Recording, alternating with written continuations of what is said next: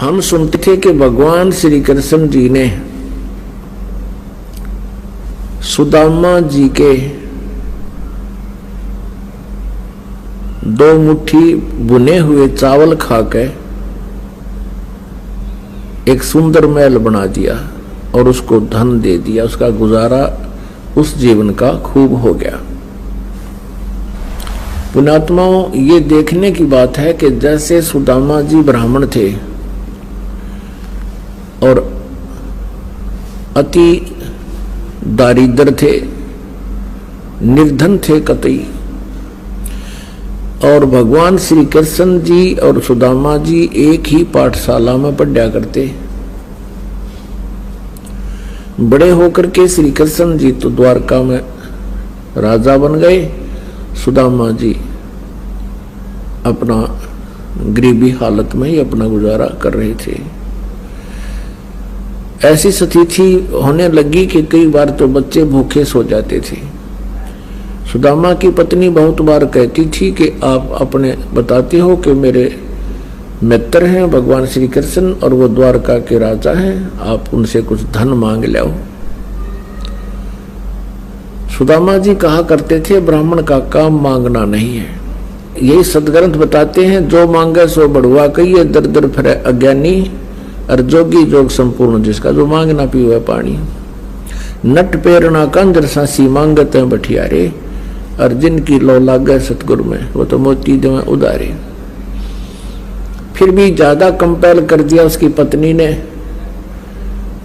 और वो चल पड़ा, फटे पुराने कपड़े। अब द्वारका में जब पहुंचा श्री कृष्ण जी के पास, श्री कृष्ण जी ने कहा, क्योंकि जैसे जाते थे रिश्तेदारों को जाते, कोई तो बर्फी ले जा, कोई लड्डू ले जाता है, पहले कसार भून के ले जाया करते थे, और कुछ व्यवस्था ठीक होने उसकी पत्नी ने चावल भून के दे दिए थोड़े से। अब श्री कृष्ण जी ने कहा भी कुछ हमारे लिए लाए हो। उसने वाला कोली पोटली के देखा हुआ। भगवान श्री कृष्ण ने देख लिया और वो आहार किया। श्री कृष्ण जी ने पूछा कि आपकी क्या व्यवस्था है, आप परिवार ठीक है, कुशल है? तो सुदामा जी कहने लगे, भगवान आपकी कृपा से कोई कमी नहीं किसी वस्तु की। अब उधर से श्री कृष्ण जी ने देख लिया फटे पुराने कपड़े, वो जान गए थे गड़बड़ हो रही है सारी, पर यो महान आत्मा है, ये कुछ नहीं कहेगा। उधर से पीछे से श्री कृष्ण जी ने अपना इंजीनियर बुला लिया विश्वकर्मा, और सुदामा जी का महल बनवा दिया। वहां पर 5-7 दिन सुदामा जी को वहीं रखा। अपने मित्र के आप पैर धोए, स्वच्छ कर अच्छे कपड़े पहना दिए, और साथ में 8वें दिन वो चलने लगे। जब सुदामा जी कहने लगे, अच्छा मित्र अब मैं चलता हूँ, और अच्छा जाओ। अब रास्ते में आके सुदामा जी का थोड़ा दोष आ गया था कि वह देख लिया मित्र, मेरी स्थिति को वो नहीं देख सका, मेरी क्या हालत हो रही है, और मेरे से पूछा है और कुशल है, क्या उसको नहीं दिखाई दे था?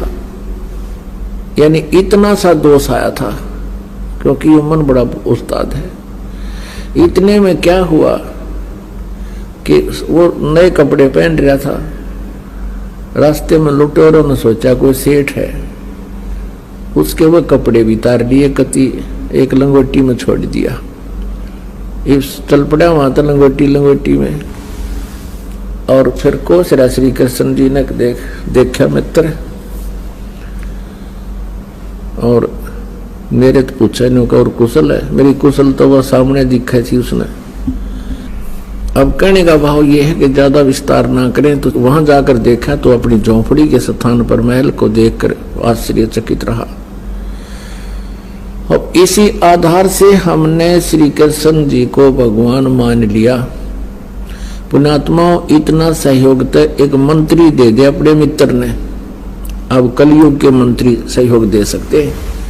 एक बढ़िया सेक्टर में प्लॉट अलॉट कर दें और मकान बनवा दें, कोई बड़ी बात नहीं। इससे क्या मोक्ष हो गया, इससे क्या जन्म मृत्यु का पीछा छूट गया। अब इसी के तुलनात्मक